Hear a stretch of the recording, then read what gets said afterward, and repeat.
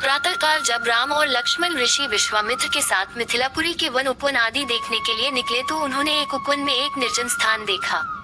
राम बोले, भगवान, ये स्थान देखने में तो आश्रम जैसा दिखाई देता है, किंतु क्या कारण है कि यहाँ कोई ऋषि या मुनि दिखाई नहीं देते?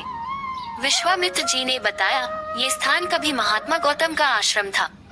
वे अपनी पत्नी अहिल्या के साथ यहाँ रहकर तपस्या करते थे।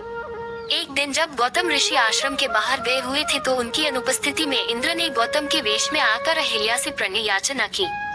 यद्यपि अहिल्या ने इंद्र को पहचान लिया था तो भी यह विचार करके कि मैं इतनी सुंदर हूँ कि देवराज इंद्र स्वयं मुझसे प्रणय याचना कर रहे हैं, अपनी स्वीकृति दे दी। जब इंद्र अपने लोक लौट रहे थे तभी अपने आश्रम को वापस आते हुए गौतम ऋषि की दृष्टि इंद्र पर पड़ी, जो उन्हीं का वेश धारण किए हुए था। वे सब कुछ समझ गए और उन्होंने इंद्र को शाप दे दिया।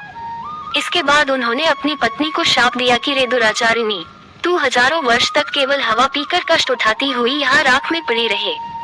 जब राम इस वन में प्रवेश करेंगे तभी उनकी कृपा से तेरा उद्धार होगा, तभी तू अपना पूर्व शरीर धारण करके मेरे पास आ सकेगी। ये कहकर गौतम ऋषि इस आश्रम को छोड़कर हिमालय पर जाकर तपस्या करने लगे। इसलिए हे राम, अब तुम आश्रम के अंदर जाकर अहिल्या का उद्धार करो। विश्वामित्र जी की बात सुनकर वे दोनों भाई आश्रम के भीतर प्रविष्ट हुए।